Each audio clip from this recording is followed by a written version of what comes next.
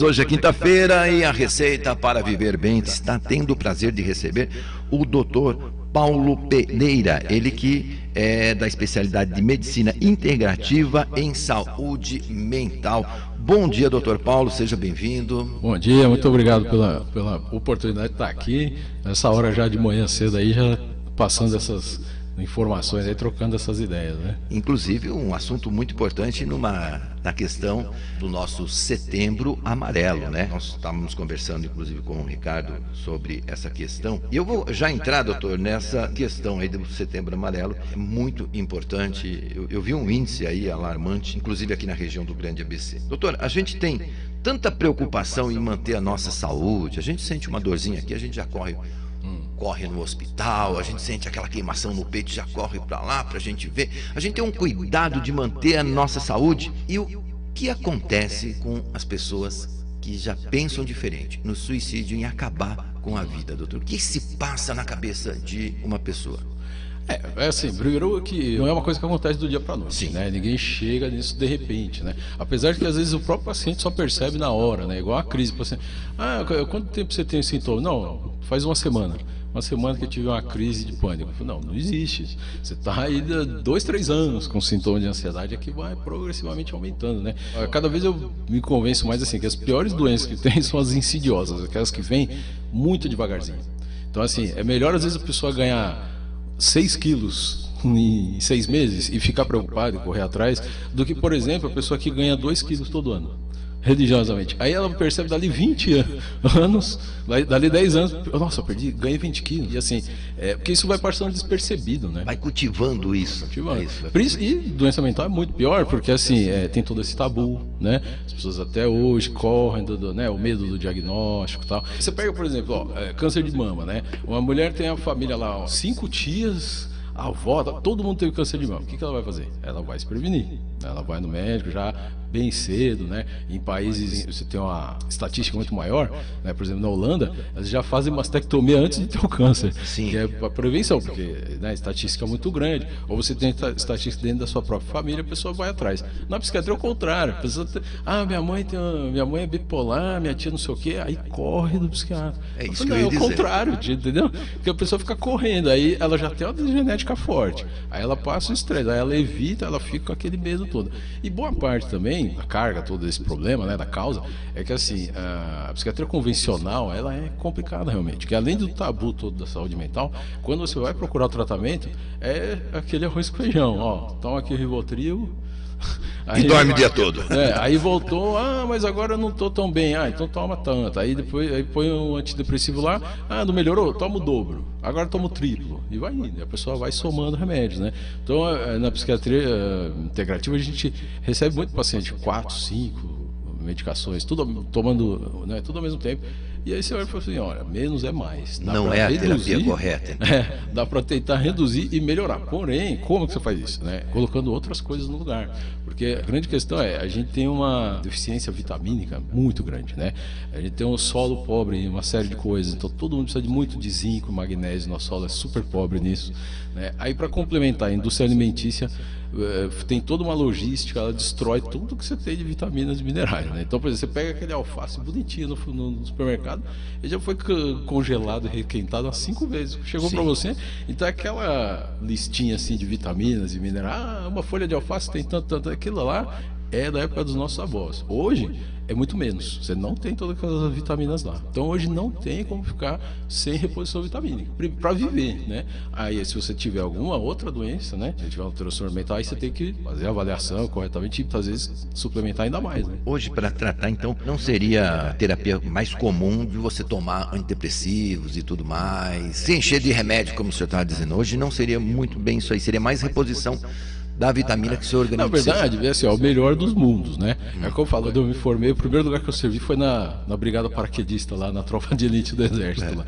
Aí eu servi como médico lá. Então eu aprendi um monte de coisas, até sobre guerra, tá? E eles falavam assim, você vai pra guerra, o que é melhor? Você ir com uma faca, com um fuzil ou com uma arma nuclear? né? Aí cada um dá uma resposta. Aí, não, é os três. Porque se você leva uma arma nuclear, ela falha, você tem que usar o fuzil. Se o fuzil falhar, o cara com uma faquinha mata você. Então, assim, o que é o melhor? Quanto mais você tiver, maior o seu arsenal. Então, na medicina, tenta aplicar a mesma coisa. Ó, na guerra, todo dia aí com as doenças, é assim, a gente tem um arsenal terapêutico maior. Então, por exemplo, quando eu saí da psiquiatria, eu fiquei... Desses 16 anos, eu fiquei 12 anos em hospital psiquiátrico e tal. Mas já 10 anos atrás eu entrei na acupuntura, aí comecei a estudar medicina chinesa, a medicina japonesa também, a acupuntura japonesa, várias outras subespecialidades dentro delas, né? E aí também a ortomolecular, a gente fazer reposição de vitaminas, minerais, reposição também hormonal, né? É muito importante ali no tratamento, porque às vezes o paciente está com o hormônio lá embaixo, não adianta ficar dando antidepressivo, não vai sair daquilo. Então, assim, a gente tem um arsenal terapêutico. Não quer dizer que a gente vai fazer tudo isso nos pacientes, né? Mas assim, um paciente vai ter mais uma necessidade de vitaminas, o outro realmente às vezes precisa de mais medicação, o outro precisa de mais, por exemplo, tá com o nível de testosterona 1/5 do que deveria, então você tem que repor, senão não vai, né? E aí fica, principalmente ao longo da idade, isso vai caindo, né? Passou dos 35, começa a diminuir a quantidade de hormônios. Então a gente brinca assim que velho rabugento, até que se prove o contrário, é falta de testosterona. E é outro problema dessa evolução insidiosa, porque não cai do dia para a noite. Então você fica 2, 3 décadas tendo queda todo ano, um pouquinho. Aí vai ficando com dando irritabilidade, insônia. Nossa, estresse. você ficou chato depois de velho, hein? Né? Já ouviu isso? Você ficou Exatamente. chato depois de velho. Exatamente. Né? O familiar às vezes traz o paciente e fala, ó, nos últimos 5 anos ele veio evoluindo assim, ó. E aí você vai ver, muitas vezes é um déficit também, não só nutricional, também é super comum, né? Mas também na questão hormonal, né? Então você tem que ver tudo isso para não simplesmente pôr um remédio e achar que ele vai fazer tudo sozinho, né? Doutor, eu tenho visto, não sei, pelo menos na nossa época, eu tenho aí 58 anos, eu fui saber o que era depressão até então. Com 24 anos não tive depressão, mas eu fui entender o que era depressão, porque até então, na minha infância, a gente não via isso, né? O que está levando hoje tanta gente de depressão e ansiedade? É o nosso dia a dia, é a nossa correria? O que leva hoje? Sim, são uma série de E a gente vê fatores, muitos né? jovens, né? Muitos jovens hoje com muita ansiedade, eu tenho visto. Você fala assim, não, eu tenho 50 anos, tenho 58 e eu estou muito ansioso, talvez pelo corre da vida dele que ele teve, como nesses anos todos, mas eu vejo jovens muito novos já tendo ansiedade. Tem uma série de fatores, né? Hoje em dia você tem também essa própria questão toda das mídias sociais, mais recentemente, né? Então, essa coisa da pessoa se ver existindo como aquele ícone. Entrar nesse assunto. E aí, né? Teve até o caso aí, parece que teve uma menina que cometeu um suicídio ontem aqui, né? Em Santo André. Na verdade, nós temos... Eu nem sei da história índice direito. que nós temos 5 suicídios, coisa assim, por mês, alguma coisa, na região do Grande ABC. Chamou a atenção. Né? Então, a gente tem as piores estatísticas, tá? Aqui é o melhor lugar do mundo para você querer tratar a saúde mental. O maior laboratório, literalmente, do mundo. E não é assim, da cabeça, não. É o que a gente fala. Porque a gente tem estatísticas e declarações da OMS desde 2018, 2019, né? Então, por exemplo, começo de 2019, em janeiro, a OMS declarou que a doença que mais afasta no mundo, que sempre foi alguma doença ortopédica, por esforço, né? Lesão, esforço repetitivo e tal, mudou, né? Era depressão. Isso no começo de 2019. Aí veio a pandemia, piorou muito. Então, assim, você tinha estatística lá, um suicídio a cada 4 segundos no mundo. Eu tenho certeza que é 5 vezes isso, porque assim, o que acontece? A pessoa se suicida, bate o carro, ela não vai para a estatística de suicídio, entendeu? Ela vai para um acidente, entendeu? Uso de drogas acontece o tempo todo, morreu de overdose, não, morreu de suicídio. É diferente, né? Tem 1001 maneiras de suicidar que parece que não foi, e aí não vai para a estatística. Então essa estatística é muito grande mesmo. Tem aumentado muito, né? A gente tem muitas questões culturais. A própria OMS também deixou bem claro que assim, aliás, não foi nem a OMS, foram estudos novos aí que apareceram já nos últimos anos, que mostram que assim, a região da Grande São Paulo é a região mais ansiosa do mundo. Do mundo, não tem ninguém mais ansioso. Eu acho que tem muito também com a nossa cultura. A gente tem uma cultura aqui no Brasil bem complicada assim. O brasileiro, ele tem um QI muito baixo, entendeu? Você tem o QI, inteligência, e você tem o QE, inteligência emocional. O brasileiro tem uma inteligência emocional muito fraca, muito. A gente tem uma dificuldade. O brasileiro, assim, ele ouve um não na segunda-feira, acabou a semana. Não é isso? A gente é diferente. Quem já morou fora, você vai para a Europa, Estados Unidos, outros países, você vê que o pessoal lida totalmente diferente. Como, por exemplo, o ano passado teve umas lutas lá do MMA. Aí tá vendo, olha a diferença abissal assim, entre o brasileiro e os outros, né? Então entrou um russo para lutar. O russo parecia que tinha acabado de sair da sauna, sabe? Assim, aquela coisa assim, tranquilo, tá, olhando. Foi lá, lutou, ganhou, beleza. Chegou o brasileiro, super bem preparado tecnicamente, né? Preparado. O brasileiro, mentalmente, perdido. Chegou assim, chorando. Entrou chorando, suando, chorando e suando. Você começa a luta assim, não importa o seu preparo, não importa a sua musculatura, você vai perder. Você não está preparado psicologicamente. Você não está com confiança em você, né? Exatamente. Eu sempre brinco assim, eu falo assim, ó, por exemplo, eu morei na Argentina também. O argentino é engraçado, ele é muito parecido com o brasileiro, mas até nisso ele também é diferente. Como a maior parte do mundo tem mais resiliência mental. Então, assim, ele lida um pouco melhor com o estresse. Por exemplo, final de Copa do Mundo, Brasil e Argentina. Pode ter certeza, a Argentina vai ganhar. Não importa quem tá jogando. Eles estão com a cabeça mais centrada. Eles conseguem lidar com a depressão. Porque na hora que bate aquele estresse de, nossa, corremos o risco aqui de perder a Copa, eles vão conseguir lidar com isso melhor. O brasileiro entra perdido, em pânico. Você vê, na última Copa aí a gente entrou com um time incrível, tomou, né? Então, aí foi lá o pessoal da Croácia, serião, tal, quadradinho, ganhou. Né? O pessoal leva muito assim, mas esses caras são muito frios. São muito isso. frios. A gente acha que os outros são muito frios. Então, essa frieza, não sei se a gente poderia dizer assim, mas como é que é lidar com a ansiedade? Falar, não, eu estou muito. Porque às vezes você entende, você domina aquele assunto onde você vai entrar, mas a tua ansiedade faz com que você esqueça tudo, te dê um branco na hora e tudo mais, e você acaba perdendo, sei lá, o que você ia fazer. Como é que a gente pode mudar? Eu costumo dizer assim, ó, ansiedade é igual a obesidade, começa também muito de berço também. Então, assim, por exemplo, a obesidade, você nunca viu de repente alguém obeso no meio da família. Não é uma família de da noite pro dia. Um monte de gente magrinha. Não, a família inteira, um monte de gente magrinha, aí de repente sai um cara obeso ali. Muito raro, tá? Tem casos específicos, mas assim, qual é a tendência? Família inteira, né? Aquela coisa de descontar o emocional na comida, né? E preencher um vazio existencial com comida. Tal. Então a obesidade, ela vai mais do que só a transferência genética. É o jeito que os pais, por exemplo, lidam com a alimentação, com a vida, vai passar isso para a criança, né? Então, exercício físico é a mesma coisa. Se tem pai e mãe sedentário, provavelmente você vai ser sedentário também. Você vai ver, ninguém faz exercício, também não faz, né? Essas coisas são assim. Então, a ansiedade é a mesma coisa, né? Então, assim, é uma coisa de berço. Pais e mães, é muito importante ter isso em mente também. Como que você lida e transmite isso para os filhos, né? E se você não está bem, procure tratamento. Que é não só para você, para futuramente seu filho, porque o que acontece? A criança, ela enxerga um padrão. Ela vê um pai, por exemplo, um pai que trata todo mundo mal. Ele vai tratar todo mundo mal também, né? A gente tende a repetir os padrões que a gente aprende em casa. Então é a mesma coisa, você vê um pai e uma mãe que tem esse mesmo descontrole, aí houve um não na segunda-feira, acabou a semana. Houve 2 não, acabou o mês, né? Fica transtornado, tomou a fechada indo pro trabalho, o resto do dia aquela confusão. Às vezes se perde nas emoções muito. Então assim, se você transmite isso para essa geração seguinte, ela já nasce com isso, né? Entre aspas, né? Então já nasce com essa expectativa, com esse descontrole emocional. Ele vai falar, não, eu vejo isso na minha família, é o certo ter essa ansiedade, acha que aquilo é o padrão. E às vezes assim, os amiguinhos, as famílias, todo mundo assim. Porque hoje é raro você não ver, né? É raro você ver uma pessoa mais centrada. Sim, mais centrada. Isso que eu falo. Eu tenho notado isso. As pessoas muitas vezes perdeu a mão de ser centrado e parar um pouquinho para pensar, entendeu? Aí vem na cabeça, a gente já fala, eu sou assim mesmo. E, doutor, e essa é a causa também? Redes sociais também têm influenciado bastante nos nossos jovens. Porque antigamente a gente tinha amiguinhos, a gente brincava na rua, a gente falava um monte de besteiras e tal. Estava tudo bem, tudo certinho. Hoje me parece que os jovens, eu estou falando dos jovens porque eu tenho visto bastante. Hoje parece que o jovem, se ele é um pouco ofendido, ele já acabou a vida dele. Eu vou me suicidar. Isso influencia a amizade, essas coisas. Né, essa cultura de tudo ofende, de tudo dói, né? Historicamente, o ser humano mesmo, ele vai vivendo aquela coisa do pêndulo, né? A gente vive épocas e épocas. Você vê que às vezes, até politicamente, você estava falando de política agora, né? Você vê que politicamente, às vezes, o mesmo país, o que a gente vê? Qualquer país do mundo, entra o cara de esquerda, depois entra o de direita, depois entra o de esquerda, entra o de direita, né? Então a gente faz esse pêndulo com tudo na vida, né?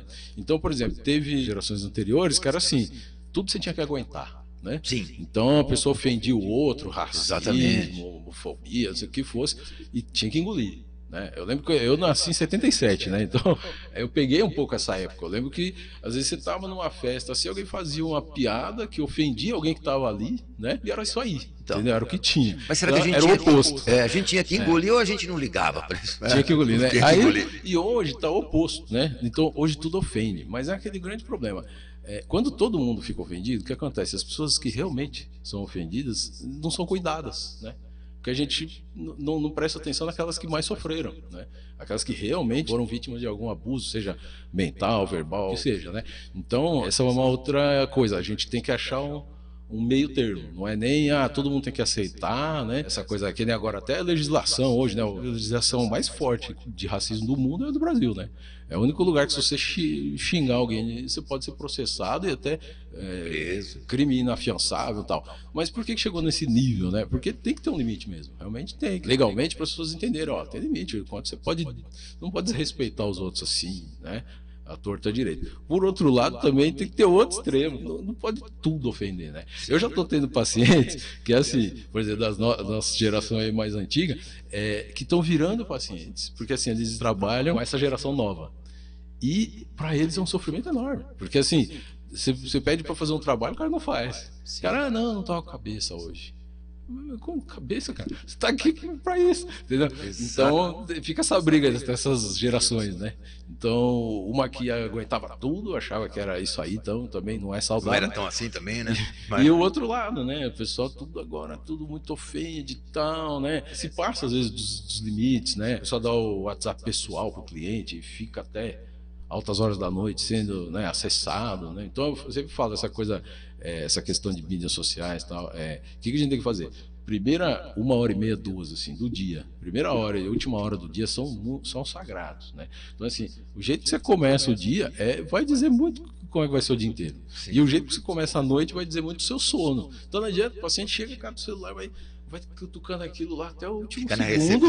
Fica na recepção, o cara chamando, tá na recepção aí o cara põe o celular do lado dele, né? Fica aquela luz azul ali, tal da luz azul ali chamando. Porque a tal da luz azul é o seguinte, a gente por 400 mil anos, o nosso DNA todo é programado o seguinte, a gente saía da caverna e você via o céu azul. Sim. E você despertava. Essa é a sacada dos Simpsons, né? Você bota o céu lá, o seu cérebro inconscientemente lá, com essa história de 400 mil anos, imediatamente falou, deixa eu me preparar, tem alguma coisa aqui que vai acontecer, né? Então, aí a luz azul à noite, o seu cérebro fala, deixa eu ficar acordado na hora que você tem que dormir. Alguma coisa vai acontecer, alguém vai mandar uma mensagem aqui para mim, não é verdade? Então você fala para o paciente, que é o que eu faço há anos já, chegou 2 horas de dormir, você pega o celular, você carrega fora do seu quarto. Você carrega no banheiro do lado, no corredor do lado, algum lugar do lado, só para você poder depois ouvir o despertador de manhã.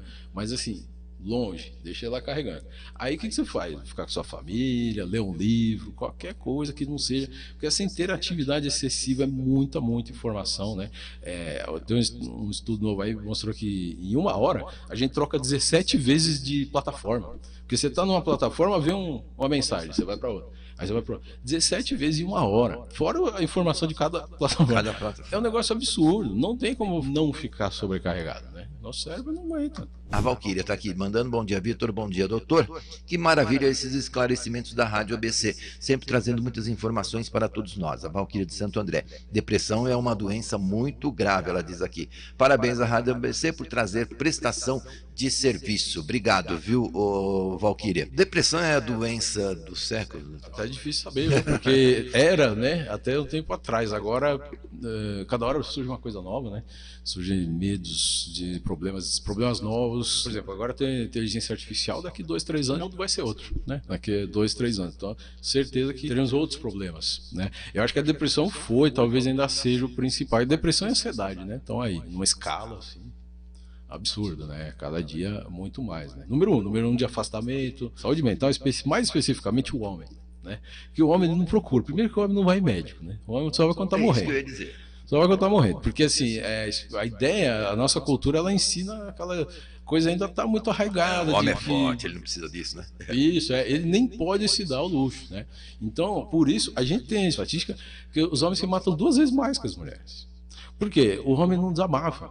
Esse é o problema. Com ninguém, nem com a própria mulher, nem com o melhor amigo. Ao desabafar, ele inconscientemente ele está assim, nossa, estou sendo fraco. Tô expondo aqui a minha fraqueza, né? E isso a gente precisa mudar também. Tem muito essa questão, porque é muito importante. O homem ele fica muitos anos, porque a mulher ela não sai do médico. Ela sai do pediatra, aí ela já entra no ginecologista na primeira menstruação, vai até a última e depois ela já engata às vezes no geriatra, tal. Então ela passa a vida inteira com acompanhamento médico legal. O homem mal passando no pediatra, se ele não tem doença nenhuma, às vezes ele vai passar lá com quase 60, só neurologista lá para ver a próstata. E ele passa décadas sem acompanhamento médico nenhum. E aí ele acha que não precisa, ainda mais transtorno mental, que não é uma coisa que você vê, né, física. E aí é o problema. As pessoas precisam conscientizar mais. Então você que está me ouvindo, você que é homem, tem que procurar tratamento. Não é assim, eu tenho que ser forte, vou cuidar da família, do trabalho. Não, por isso mesmo, entendeu? Para ser forte, você tem que cuidar da sua parte, dos seus problemas mais fracos, né?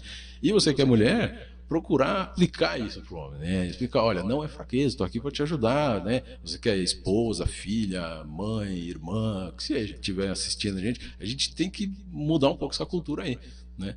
Procurar mais tratamento, que a mulher vai, quando ela mulher é mais cuidadosa, né? Porque a mulher, assim, ela vai no médico quando ela tem problemas de relacionamento.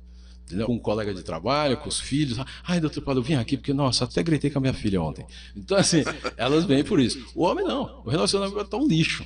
Eu gritei, eu tô certo. Xinguei o cliente, xinguei o chefe, ele ainda não acha. O homem só vai quando tem perda de produtividade mesmo. Sim. Quando ele tá quase perdendo emprego, ele vai.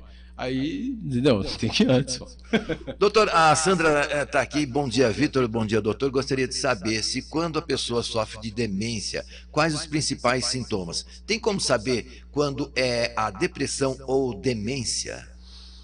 Então, isso não é tão simples, não. Tem que ter acompanhamento adequado, tem que ver. Muitas vezes é a questão, como eu tinha falado, questão nutricional também, né?